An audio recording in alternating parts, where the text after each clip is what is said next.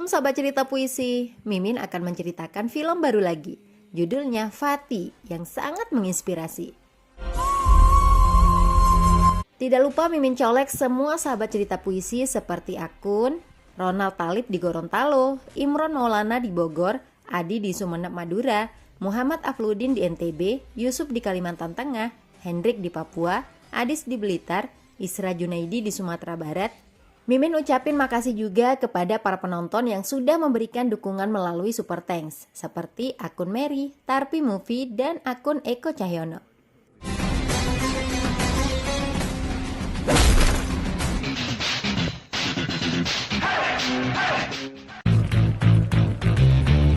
Di zaman ini, biaya pendidikan semakin tinggi. Pendidikan yang seharusnya gratis justru dijadikan ladang bisnis. Salah seorang siswa dari sekolah lembaga swasta Tirupati, Abi, berusaha belajar dengan serius. Namun dia kesulitan memahami pelajaran matematika yang diajarkan gurunya. Abi jadi kesal karena belum apa-apa sudah diberikan soal untuk PR alias pekerjaan rumah. Sepulang sekolah, Abi diminta ayahnya membersihkan toko video warisan kakeknya, Bupati yang sudah lama ditutup. Abi dan teman-temannya menemukan sebuah kaset video yang tersimpan rapi. Isi kaset itu tentang seorang guru yang sedang menjelaskan mata pelajaran matematika di papan tulis. Kebetulan sekali, materi yang sama sebelumnya diberikan oleh guru mereka di sekolah. Hebatnya, guru dalam video itu menjelaskan dengan sangat mudah dimengerti. Abi saja langsung paham dan bisa menyelesaikan PR-nya dalam waktu singkat. Ketiga siswa itu jadi penasaran dengan guru dalam video. Mereka menemukan nama AM Kumar asal desa Sozafaram di kotak penyimpanan kaset. Mereka ingin bertemu AM Kumar agar bisa belajar dan mendapat nilai tinggi di sekolah.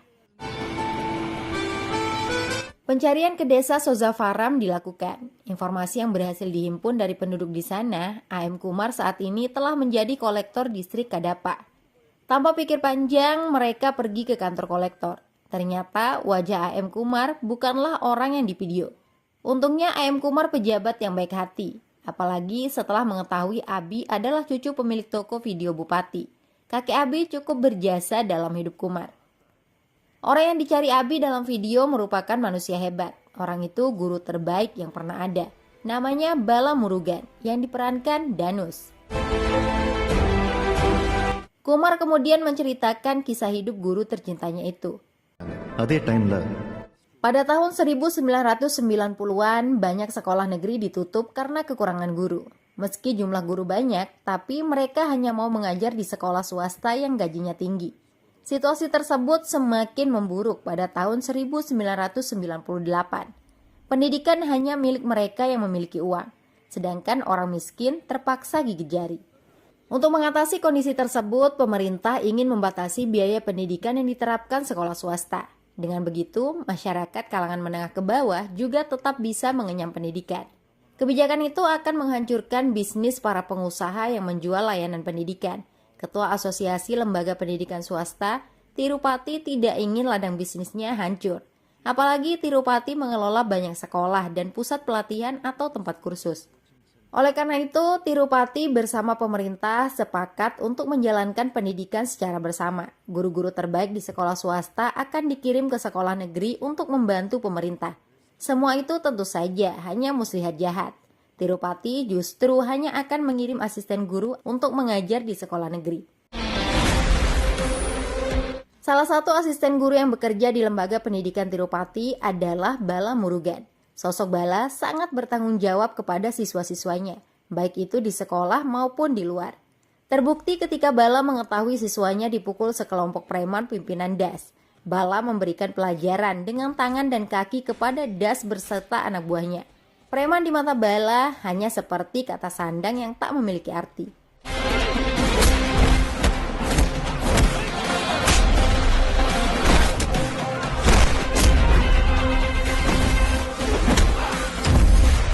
Sehari-hari, Bala bekerja sebagai asisten guru matematika.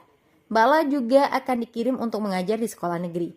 Bala sangat menikmati profesi mengajar. Apalagi orang tuanya memberikan dukungan penuh. Terutama ayah Bala yang hanya seorang sopir. Bagi ayah Bala, siapapun yang mengajar adalah orang hebat. Lokasi penempatan Bala yaitu sekolah negeri di desa Sozafaram yang berada di perbatasan Andhra Pradesh. Bala dikirim ke sana bersama dua asisten guru lainnya, yaitu Karti dan Prakas Redi.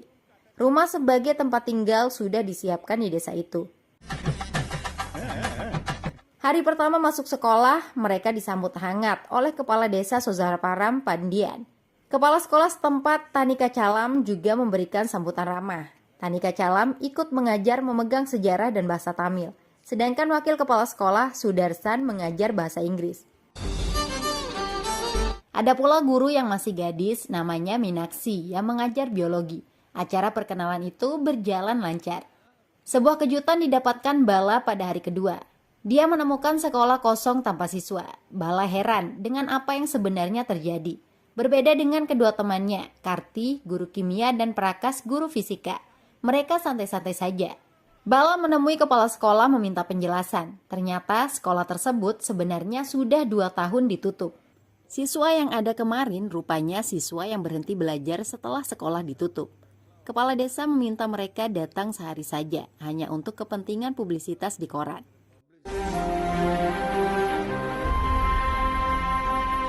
Informasi dari Minaksi semakin memperjelas masalah sebenarnya. Sekolah itu ditutup karena guru-guru lebih memilih mengajar di sekolah swasta. Siswa yang kaya bisa pindah ke sekolah swasta, sedangkan siswa miskin lebih memilih bekerja membantu orang tua mereka. Oke, madam. Thank you, madam. Bala tidak bisa berdiam diri. Dia pergi ke rumah semua siswa untuk diajak belajar lagi karena sekolah telah dibuka. Namun, ucapan Minaksi benar sepenuhnya. Bala menyaksikan sendiri anak-anak yang seharusnya belajar sedang sibuk bekerja.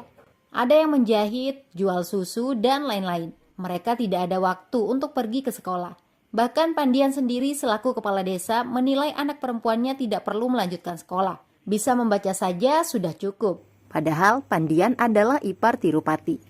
Bala meminta bantuan Pandian untuk mengumpulkan semua orang tua siswa. Di hadapan para wali murid itu, Bala mengungkapkan kekecewaannya karena mereka tidak peduli dengan pendidikan anak-anak. Para wali murid justru mencemooh Bala. Bagi mereka, pendidikan tidak penting dan hanya buang-buang waktu. Lebih baik anak-anak diajak bekerja sehingga bisa menghasilkan tambahan uang. Banyak juga orang tidak berpendidikan jauh lebih kaya dibandingkan orang berpendidikan. Bala tersenyum mendengar pemikiran seperti itu. Dia menceritakan tentang kisah seorang tukang perahu yang sangat miskin di Pulau Rameswaram. Meski miskin, si tukang perahu berjuang keras untuk mendidik anak-anaknya. Perjuangan itu berbuah manis. Anak bungsunya berhasil menjadi ilmuwan. Dari anak tukang perahulah lahir seorang Abdul Kalam yang dikenal sebagai ahli nuklir. Abdul Kalam. Jika si tukang perahu berpikiran seperti kalian di sini yang hanya menginginkan uang tambahan, maka tidak akan ada ilmuwan yang membuat negara kita terhormat, ucap Bala. Para orang tua mulai menyadari kekeliruannya. Untuk mengubah nasib, untuk mencapai kesuksesan, jalan yang nyata sudah tersedia, yaitu pendidikan. Jika anak-anak mereka ikut bekerja seperti saat ini, maka tidak akan ada perubahan besar. Uang bisa kita dapatkan di mana saja, tapi melalui pendidikan, kita juga akan mendapat rasa hormat, tegas Bala. Sejak pertemuan itu, semua orang tua mendukung anak-anaknya untuk sekolah. Minaksi jadi kagum dengan Bala, apalagi para siswa sangat bersemangat datang ke sekolah. Mereka terbagi menjadi 2 kelas dan mau belajar dengan serius. Mereka menyadari hanya melalui pendidikan, harkat dan martabat keluarga akan bisa terangkat. Sekolah SMA Sozaraparam hidup kembali, bahkan kini lebih kinclong. Proses belajar mengajar berjalan dengan sangat baik. Namun ketika diberikan PR, jawaban semua siswa sama dan tulisan tangannya juga sama. Ternyata jawaban itu ditulis oleh satu orang bernama Mutu. Mutu melakukannya karena dibayar. Mutu sendiri tidak mau belajar setelah kedua orang tuanya meninggal. Dia lebih sering mabuk-mabukan dan hidup tidak karuan. Hebatnya, Bala berhasil merayu Mutu sekolah lagi. Mutu juga diajak tinggal bersamanya.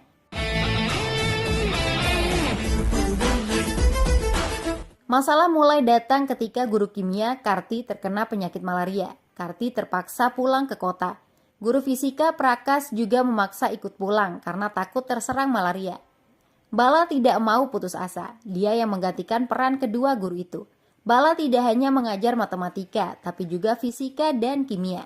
Siswa yang sebelumnya 2 kelas ingin digabung menjadi 1 kelas. Tapi sebagian siswa menolak digabung karena berbeda kasta. Bala menghancurkan arogansi kasta itu dengan cerdik. Para siswa dibuat dalam kondisi harus belajar bersama agar mampu menjawab soal ujian. Bala tidak suka ada orang yang merasa derajatnya lebih tinggi hanya karena kasta.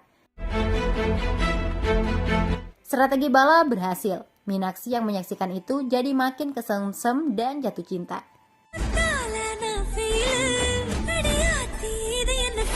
Waktu terus berlalu. Semua siswa mengikuti ujian tahun ke-11 atau kelas 2 SMA.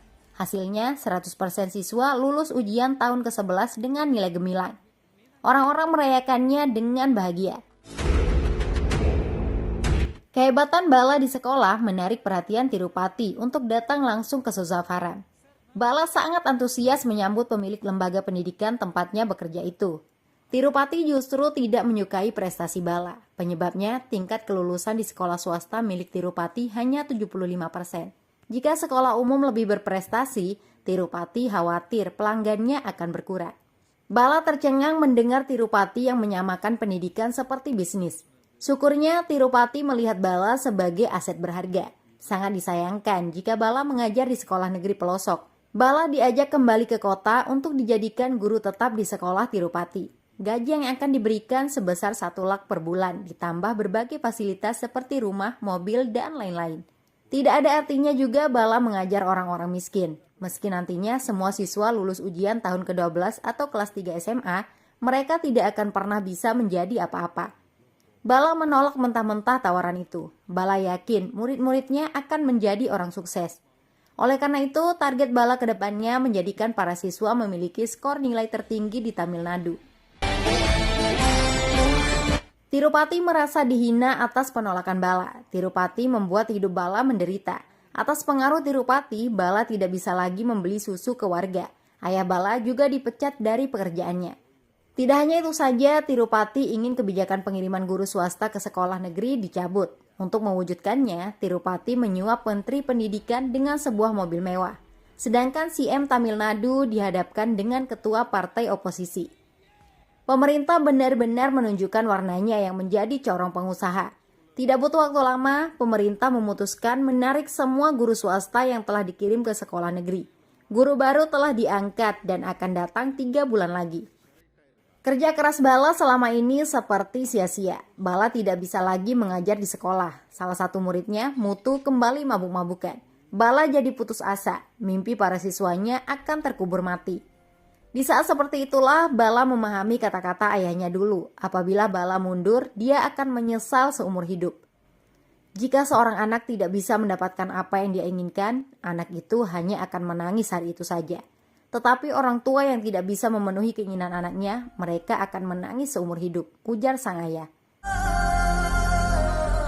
Bala harus tetap maju. Dia berinisiatif mendirikan kelas darurat di lahan warga setelah mendapat izin. Bala pun bisa mengajar seperti biasa.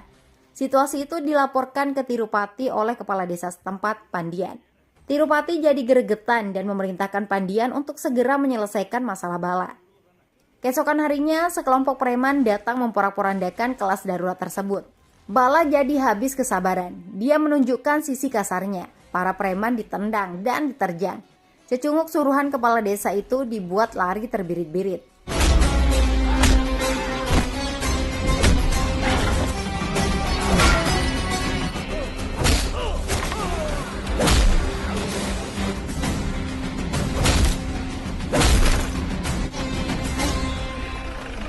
Polisi datang ke lokasi. Aparat yang seharusnya menegakkan hukum justru ingin menangkap Bala.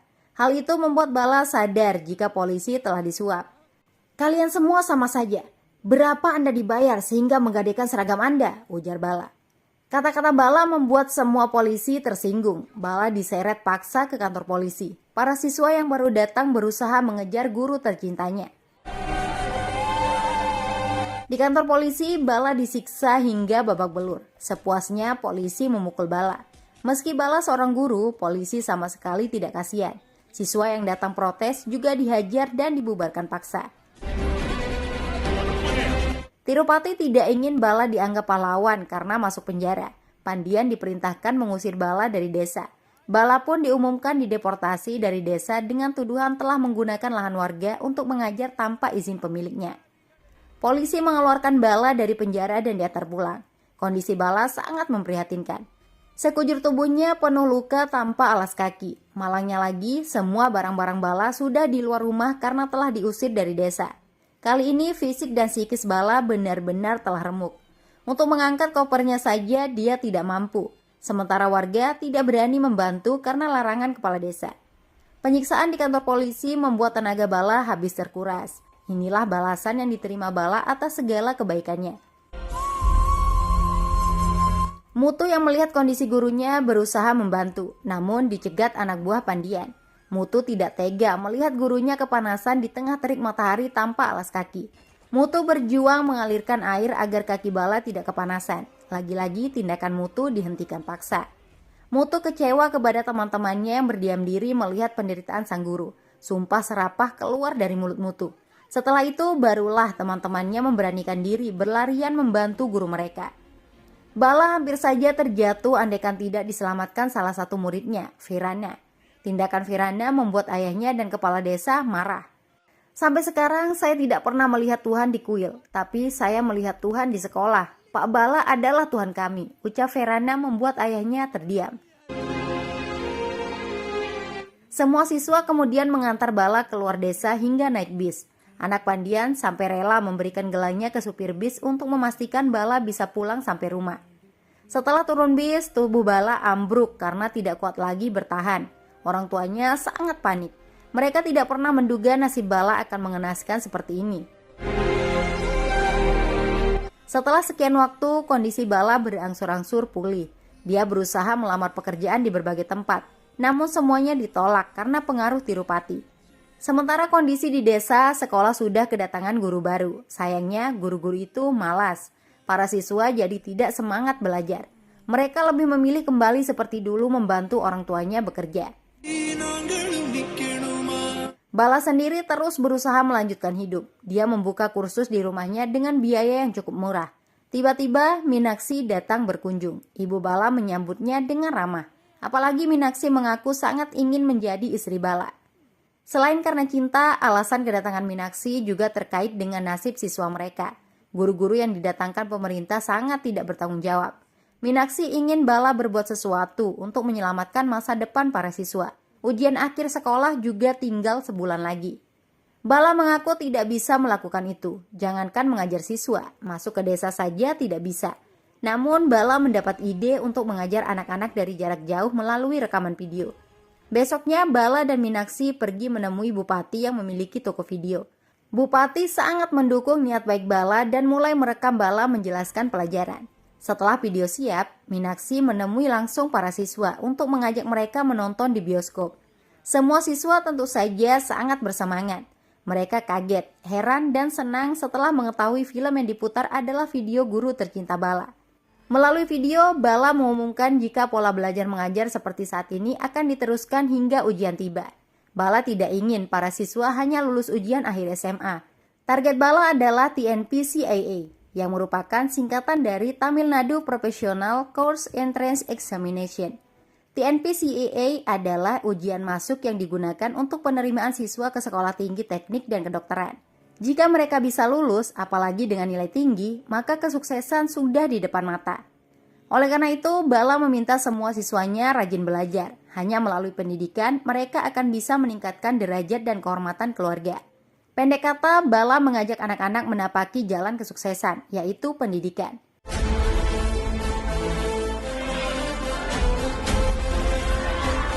Motivasi Bala membangkitkan gairah belajar para siswa. Jika hari ini orang tua mereka hanya petani, buruh, penjahit, dan lain-lain, tapi suatu saat nanti orang tua mereka akan bangga memiliki anak insinyur, dokter, bahkan pejabat negara. Masalahnya penjelasan dari video tidak seefektif bertatap muka langsung. Beberapa materi pelajaran tidak bisa dipahami dengan baik. Untuk mengatasi itu, Bala masuk ke desa setiap hari Minggu dan menyamar sebagai pemain drama Rahwana. Dengan cara itulah Bala bisa memiliki waktu bertemu dengan para siswa. Sebulan telah berlalu. Proses belajar mengajar di bioskop tidak diketahui Tirupati.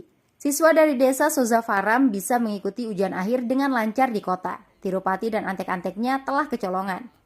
Bala juga mempersiapkan anak didiknya untuk mengikuti ujian TNPCAA yang akan dilaksanakan besok. Semua itu kini diketahui oleh Tirupati. Pandian selaku kepala desa diperintahkan untuk melarang para siswa ikut TNP CIA. Tapi kali ini Pandian tidak mau patuh lagi. Saya tidak mau lagi dimanfaatkan, tegas Pandian. Perubahan sikap Pandian karena putrinya yang ingin menjadi insinyur. Putrinya tidak mau menikah dan pergi ke Amerika hanya untuk menemani suami. Putrinya bisa pergi secara mandiri ke Amerika untuk belajar. Jawaban sang anak itulah yang sedikit menyadarkan Pandian.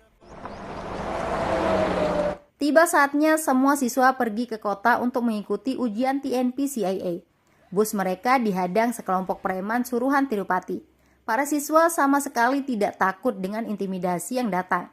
Mereka memiliki pelindung di dalam bus. Dialah Bala, yang menyamar seperti kiai atau tuan guru. Bala mampu menghajar semua preman dengan gagah berani.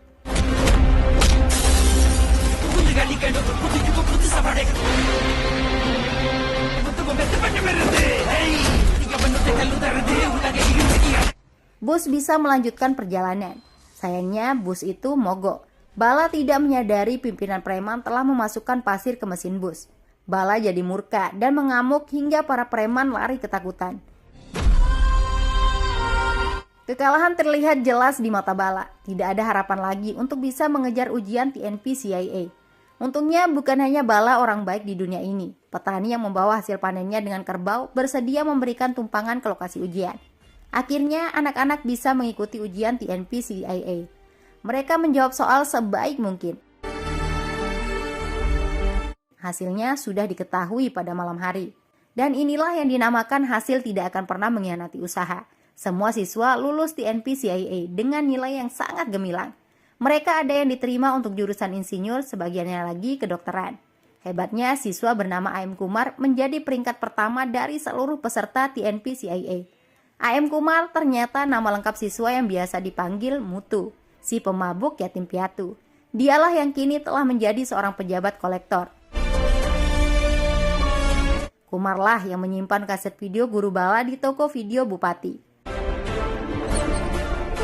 Kembali ke cerita Bala yang mendapat informasi hasil ujian dari kepala sekolah. Bala jadi sangat emosional. Dia merasa telah menang. Bala terharu bahagia. Bala merayakan kesuksesan anak muridnya di rumah. Dia menangis bahagia bersama Minaksi. Lain halnya dengan Tirupati. Pengusaha jahat itu mendatangi semua siswa ke rumahnya masing-masing. Sebuah tawaran menggiurkan diberikan. Tirupati akan membiayai pendidikan mereka hingga selesai. Tirupati juga siap mengirim mereka ke Amerika untuk pendidikan yang lebih tinggi. Syaratnya, para siswa itu diminta tanda tangani surat pernyataan bahwa skor tinggi yang mereka dapatkan dalam ujian TNP CIA karena mengikuti kursus di pusat pelatihan Tirupati.